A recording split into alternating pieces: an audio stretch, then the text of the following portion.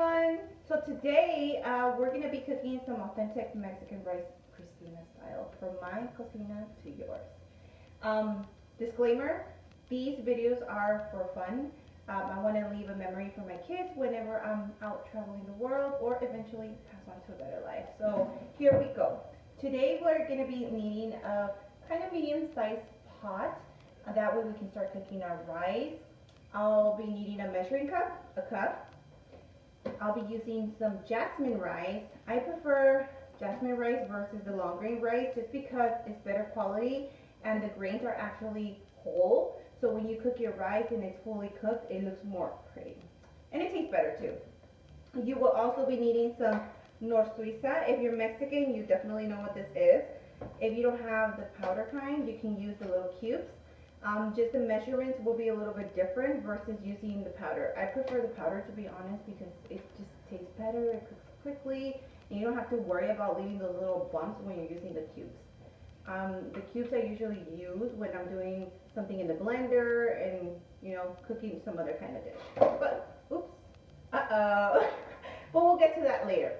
You'll also be needing some raw onion, some garlic cloves, tomato sauce, because this is Xtina style.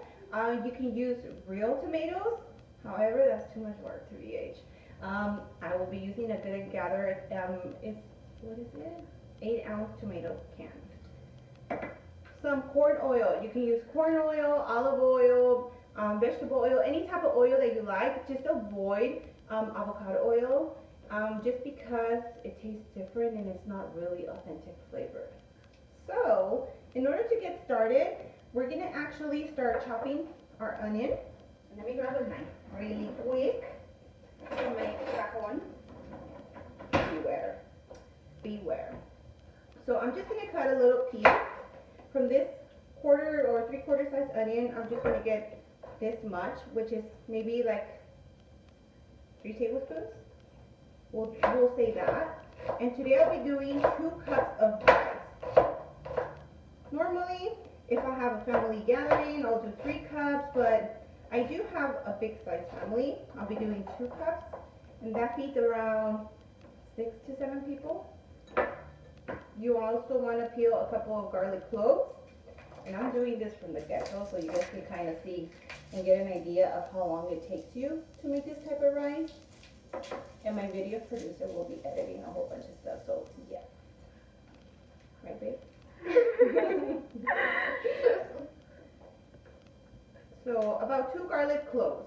If you don't have garlic cloves or you don't like to kind of cook with garlic cloves, you can actually use garlic powder. I do that sometimes when I'm improvising and I just want to make a really quick meal.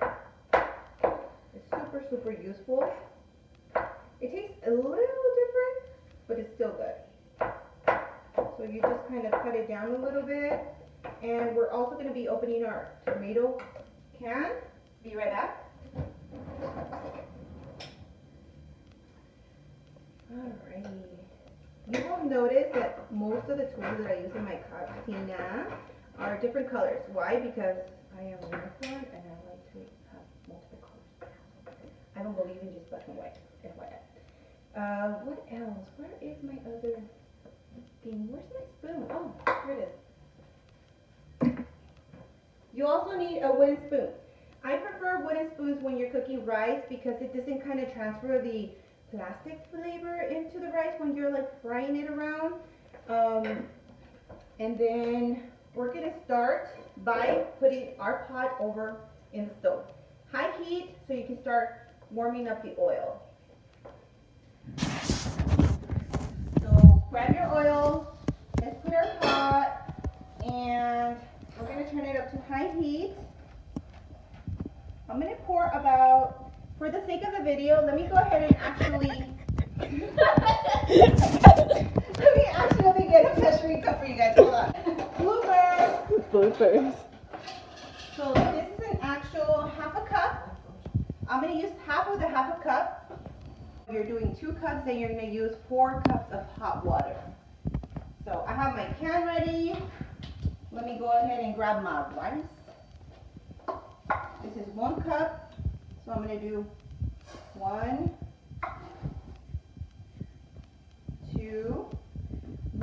frying your rice, you want to do it in high heat. Everything is in high heat if you can handle it. If you are scared to do it in high heat, I recommend definitely go ahead and put it in medium heat. You don't want to burn your house down, because trust me, I've done that before. And, well, not to burn the house down, but created a fire when I think I'm doing the right thing. So we start frying the rice a little bit. You're going to start hearing the little crackles. And I'm going to grab my onion and my garlic. Just slide it in there.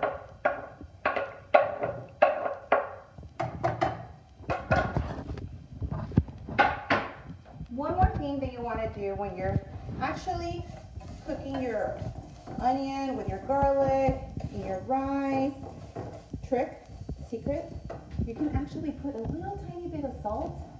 I like using sea salt all the time. And what this does, it just kind of activates the flavors of the raw onion and the garlic. Not too much, because you're going to still use chicken bullion.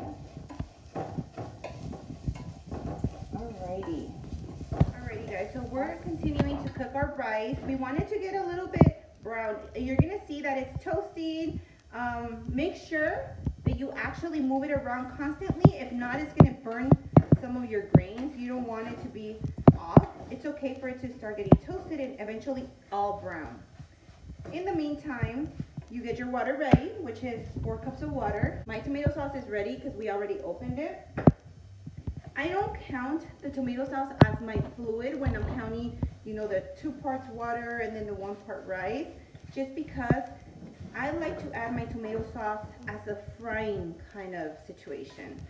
Once the rice is brown, I kind of fry the tomato sauce. It gives it this kind of smoky, oniony, garlicky flavor, which makes the rice taste good. And that's my special trick. So here we go. We're going to continue frying. Be patient. Don't lose your patience. The art of cooking is doing it with love. Cooking with love. Because you're putting all your heart and soul into your food, and it's going to eventually taste even better. And if you're not a professional at cooking, don't worry about it. You see like this little burnt onion? I'm going to take it out. I'm just going to put it in my thingy-majiggy because I don't want it to continue burning. So if you notice that there's some pieces of onion that are burning more than others, feel free to remove and then just continue to fry your rice, okay? So my rice is pretty much all toasty.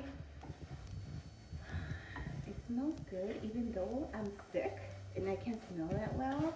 It actually smells good. We're gonna move on to adding the tomato sauce. Remember, you want to add it as kind of like a frying situation. You move it around, let it fry with your oil, onion, garlic, let all those flavors infuse. And then while it's frying, just make sure you move it around entirely so all your tomato sauce is submerged around the rice. So we'll let that fry. While it's frying, we're going to move on and add our chicken bouillon. For each cup of rice, you're going to add 1 tablespoon of chicken bouillon. I'm doing 2, so I'm doing 2 tablespoons. And then you add your water. Remember, this is all in high or medium heat, whatever you can handle. If you feel like you need to put it in medium heat because your pot is kind of one of those cheapy pots that the rice gets stuck on, please put it on medium heat. If you have a really good non-stick pan or pot, then you can definitely do it on high. Just make sure you're stirring and moving it around a lot. Perfect. So you're going to cover. Covering the rice, super important. Don't open every time to kind of check on what your rice is doing. Bring it up to boil when it's in high heat, and as soon as it starts boiling, turn it down to low. Let it cook 15-20 minutes, and then your rice should be ready to go. Okay guys, guess what? The rice is ready. So I'm gonna show you guys the end result. Here's my little handy dandy whisk spoon. Ooh, you see that vapor coming out of it? So let me show you really quickly how it will look. You see that beautifulness of Mexican rice? You will see the little pieces of onion right up on the top. If you want to remove them with your spoon, feel free to do so. I don't care. I'll eat onions. I love onions. But let me go ahead and serve a little bit so you guys can see the end result. I like my rice to be not too dry, and I don't like it hard at all, to be honest with you guys. And whenever you're hungry, this is a really quick side dish to make. Look at that. Muy bueno. Delicioso. You can use some crema to top it off if you just want to have a snack. And we'll do that for this video because I know some people up in here are hungry, so we'll have them do a taste test. Some crema up in the top. My favorite crema is crema oaxaqueña. This is the best crema mexicana there is out there whenever you're eating an actual dish. If you're making tostadas, I usually use a cacique because I like to smear it all, you know, like kind of spread it all in the top. And here I have a little bit of chile piquín con limón y poquita ajo that I did yesterday. So we're going to sprinkle a little bit of that. Give it a little bit of flavor. And a couple of cebollitas curtidas. TBH, I was not born in Mexico, but I love Mexican. I consider myself Mexican. My mom is from Michoacan. So a lot of these dishes, to be honest with you, I got inspiration when I used to work in a catering business with her. So let's go ahead and try this out. Baby, you want to review? I'll review it? Alrighty.